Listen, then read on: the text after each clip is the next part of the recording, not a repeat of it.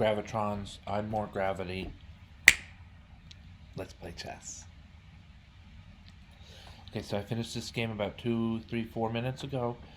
I had the white pieces. I won. My opponent resigned at the end there, and so I'm going to go through the portion of the game that was live, uh, reviewing each move, and then play it out against computer on maximum level live, and then go over that. Maybe, maybe not. If there are points, then yes, for sure. Okay, here we go. In the King's Pawn opening, I moved things into the English opening with C4 on move 2. Some normal developing moves. Yeah, and here I tried a different idea. Pawn to H3 is a move that intends to make pawn to E5 viable. Well, we encountered some action that superseded anything about pawn to E5, and so we have, early fireworks in the center, and we're clear that it's going to be about even, but exactly what kind of even is it? The kind of even that I like to play is the kind of even that my opponent likes to play. Sometimes it's both. Sometimes we play it and it's still neither. So um, when the material trades and the position is going to be even, sometimes you want to play towards your strength. Not that the chessboard is screaming white's going to win, but that you're screaming, oh yeah, here, I don't know, I'm good at that. That kind of thing. So we'll see what move I chose. E5, right? And this also enlivens the previously made move H3. What's going on with Black's F6 knight? Knight E4 looks good, but and that's what we saw in the game. Right now, this knight might be overcommitted. Is there a better exchange variations and exchanges in the center? It's still, as we can see here by the progress bar, it's about even, but this is dynamic. I'd say here on move 6, white to make his 7th move. This is probably a new position. We know that the game tree complexity of chess explodes. But by move 4, there's like billions and billions of possible moves, something like 4 billion. Well, by move 6, it's a lot. And even if some of the explosion is curtailed because people don't play G6 on their first move in order to follow up with G5 on their second move and G4 on their third, this will be very rare, right? Some of that complexity gets bunched up by the motive to play for a win. And still, I think maybe after move 6 here, my opponent and I might be in new territory. This might be a novel position. Even as straightforward as it looks, control of the center, attacking the center from with knights. A lot of pieces still haven't moved because it's early on in the game. Yet still, I'd say it's possible this is a new position. Check me on that. Okay, now pawn takes d5, pawn takes d5. Queen a4 looks like it was a mistake. So we're going to go into analysis mode and see how black could have taken advantage of my aggressive move. My thoughts during the game were bishop d7, but it looks like Torch has found a stronger move even than that by way of pawn to c4. Or pawn to c4 cuts off this attempt to win a pawn on e4, where the knight and queen are both ganging up against the e4 knight.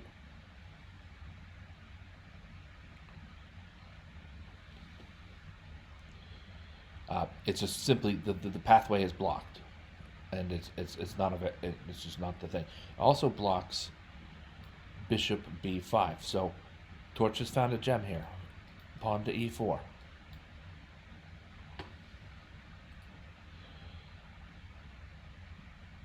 Queen e7, and yeah, white's gonna burst through here with the correct move I found.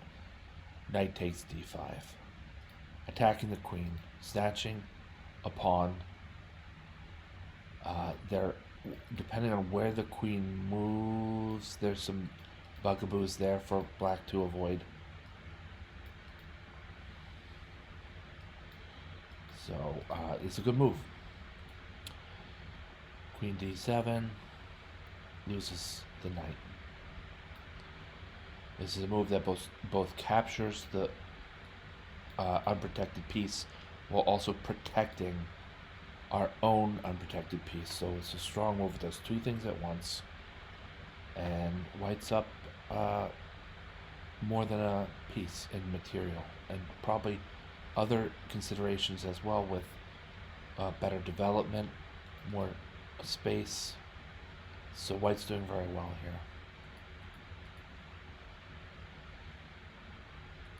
I'm not going to belabor any points here. We're going to pick up another pawn and some even material exchanges. We get the queen trade in. We, meaning white mostly here. We get the queen trade in. Now my opponent shakes things up a bit, as I think is correct. Knight takes torch, and I agree, and my opponent, that bishop takes f3 is strong here, capturing back, and white's pawn structure is in tatters. Black's turn to move. He's going to win a pawn on e5, but it's just too little, too late, I guess.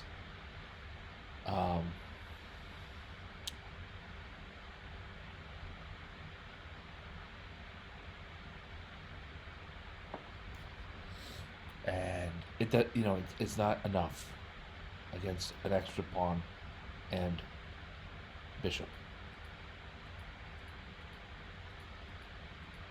And then the final blow here. Bishop takes h6, goes up evenly, exchange more, and white is going to barrel through. Okay, let's play this game out all the way to checkmate, and I'm actually going to have to leave us on that note today. Where are we going to play this? Practice versus computer. It's white to move.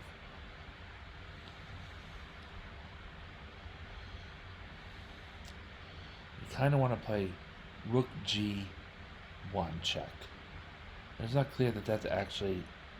I mean, this looks like a good move in most positions, but in this endgame position, doesn't even accomplish that much. I think we're better off to double on the c file.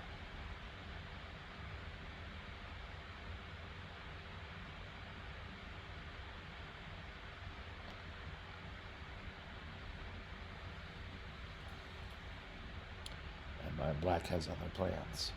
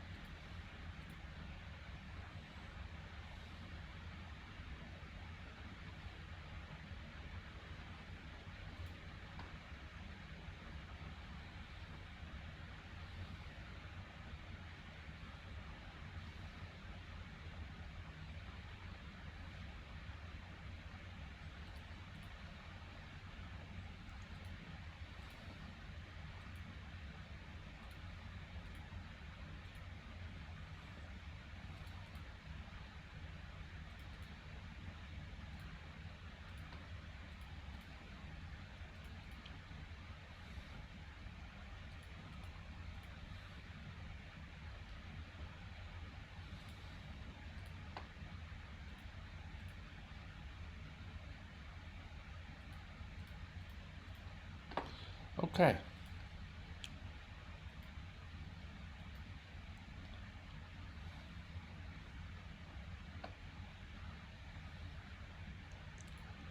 We'll review this.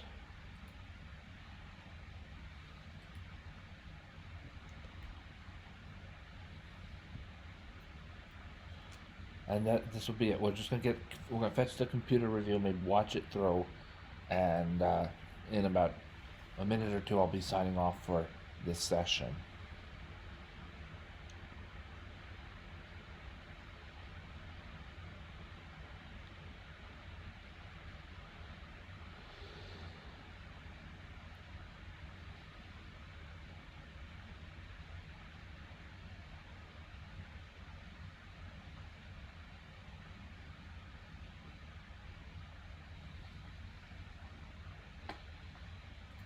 See, the game was considered pretty accurate to start.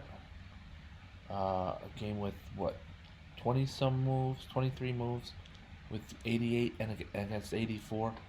And yeah, so this is just really, I'm very glad to have played a game like this, that my opponent played well. He or she has no reason to uh, hang his or her head. You know, we both played good chess, and this was the result. So we'll play this through. I probably won't have much to say other than it's just good, clean, accurate chess.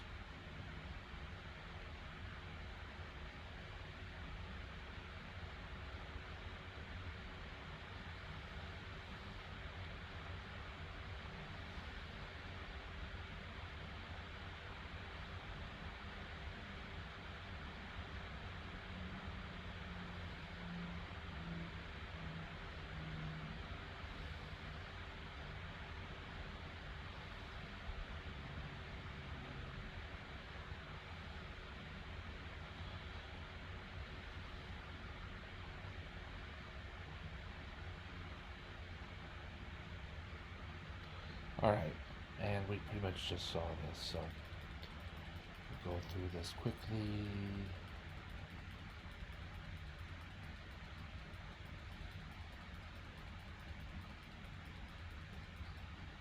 Alright.